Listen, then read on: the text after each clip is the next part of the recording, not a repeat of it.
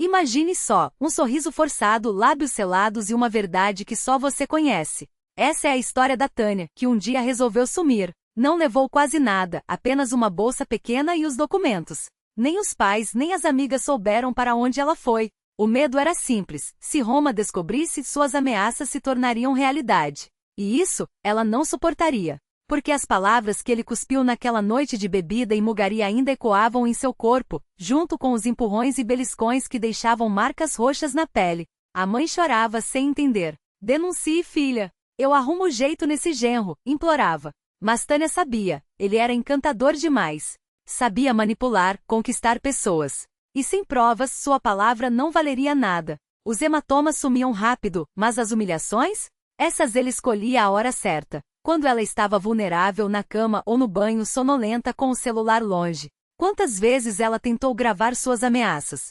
Quantas vezes ele, como se lesse seus pensamentos, arrancava o telefone de suas mãos antes que ela pudesse fazer qualquer coisa? Quantas vezes ela jurou ir embora, mas ele se ajoelhava, chorava, prometia mudar, jurava terapia. E ela, ingênua, acreditava.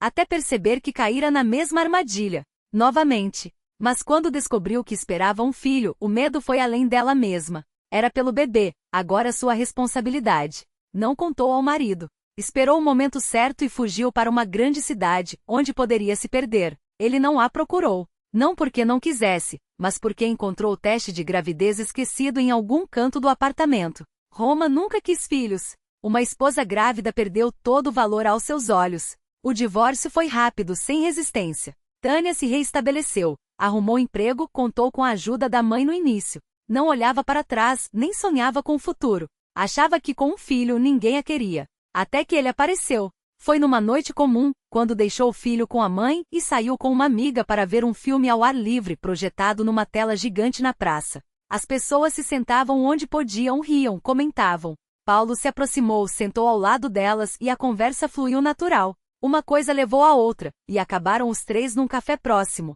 A amiga, com um sorriso cúmplice, inventou uma desculpa e sumiu, deixando Tânia sozinha com aquele homem simpático. Talvez seja o destino, pensou ela, quando ele a beijou pela primeira vez. E mais ainda quando disse: um filho não é problema. Pelo contrário, é uma bênção. Você já sabe o que é ser mãe, e eu sempre sonhei com uma família grande. Vou amar seu filho como se fosse meu. Ela acreditou, talvez por cansaço, talvez por necessidade. A mãe ajudava, mas não substituía um pai para o menino, nem um ombro forte para se apoiar. E Tânia queria isso.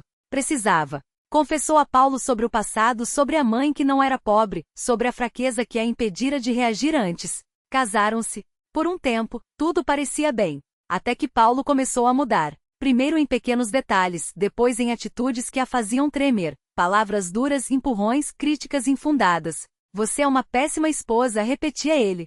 Nada lhe agradava, nem sua voz, nem seu salário, nem suas amigas, nem sequer sua mãe. Mas fora de casa, era o marido perfeito, o padrasto exemplar, o genro que a sogra adorava. Tânia se esgotava para sustentar a fachada, enquanto ele gastava sem limites, como se o dinheiro fosse só dele. E para garantir seu silêncio, usava a arma que tinha, o filho. Se abrir a boca, seu menino vai sentir minha raiva primeiro. Não acha que vai gostar do resultado, então fique quieta.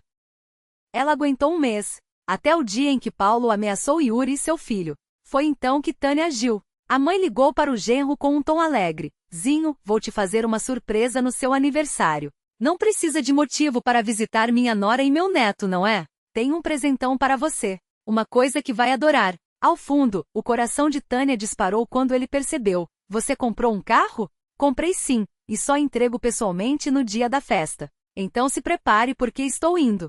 Desligou e ele, eufórico, virou-se para a esposa. Sua mãe vem. Vamos fazer tudo bonito. E você?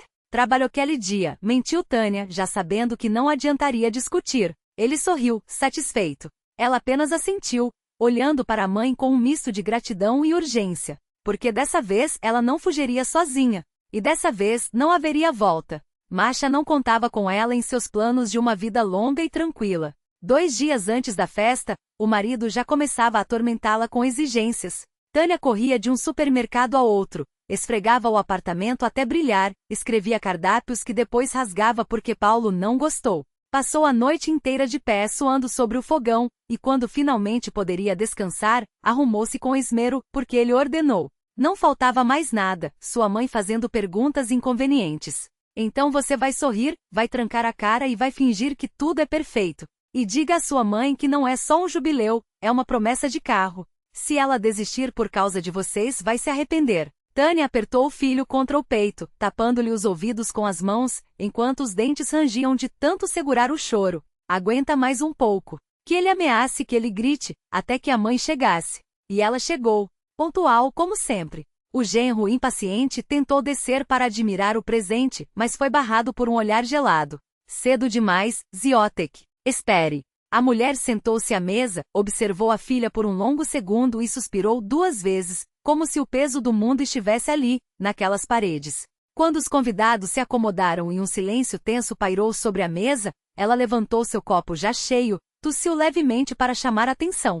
Bom, Ziotek. Parabéns. Os olhos percorreram cada rosto, os pais de Paulo, colegas de trabalho, amigos de fachada. Desejo que te amem tanto quanto você ama sua esposa. E que te tratem da mesma forma. Uma pausa. O vinho balançou no cristal, e que Deus te livre de ter filhos. Porque monstros como você não merecem. O murmúrio explodiu em caos. Tânia empalideceu, mas não se mexeu, nem um músculo, nem um piscar. Paulo, porém, saltou da cadeira vermelho de raiva. O que foi isso? O que você está dizendo? A mãe nem se abalou. A verdade dói? Ou sua família não sabe como você trata a mulher e o enteado? Espancar, ameaçar, chantagear, roubar o dinheiro dela. Achou que eu não descobriria? Ela inclinou-se para frente, voz baixa e cortante. Sua nora é inteligente, Ziotek. Gravou tudo. Áudio, vídeo. Cada palavra sua, cada tapa. Paulo tentou avançar, mas ela ergueu a mão. Sente-se, antes que a polícia interprete isso como agressão. As pernas dele fraquejaram. Ele obedeceu gaguejando. Que polícia? A comum. Aquela que vai te ensinar a diferença entre o certo e o errado. Os convidados se dividiram entre indignação e consternação. Os pais de Paulo tentaram intervir, os colegas cochichavam, mas Tânia já estava de pé, colada à mãe, o filho abraçado contra suas pernas. Esperou. E quando as sirenes soaram lá fora, finalmente respirou. A noite foi longa, depoimentos, acusações, a humilhação de Paulo sendo algemado. Mas quando a porta se fechou atrás dele, Tânia olhou para a casa que ela pagava, para os cadeados novos que mandou instalar, para a mãe que agora dormiria no quarto de hóspedes. Os sogros vieram buscar as coisas do filho no dia seguinte, sem olhá-la nos olhos, murmurando desculpas. Ela não os culpou. Entregou cada objeto, cada roupa, cada mentira que sobrara. Depois veio o divórcio, a custódia, o silêncio juiz que confirmou. Ele não voltaria. Tânia jurou nunca mais se casar. Dedico-se ao trabalho, ao filho, e mesmo quando homens cruzavam seu caminho, mantinham-os à distância, perto o suficiente para rir, longe demais para machucar. Só quando o filho partiu para a universidade, anos depois, é que ela permitiu-se confiar novamente. Agora madura e independente, era ela quem sustentava a mãe. E quando escolheu um homem, não foi pelas palavras bonitas, mas pelas ações, pela maneira como ele segurou sua mão em público, como respeitou seus silêncios, como olhou para seu filho como se fosse seu. Escreva nos comentários. Que lição você tira dessa história? Seus likes são abraços através da tela. Inscreva-se para mais histórias de calor humano, porque todo recomeço nasce da coragem de agradecer por quem nunca desistiu de você.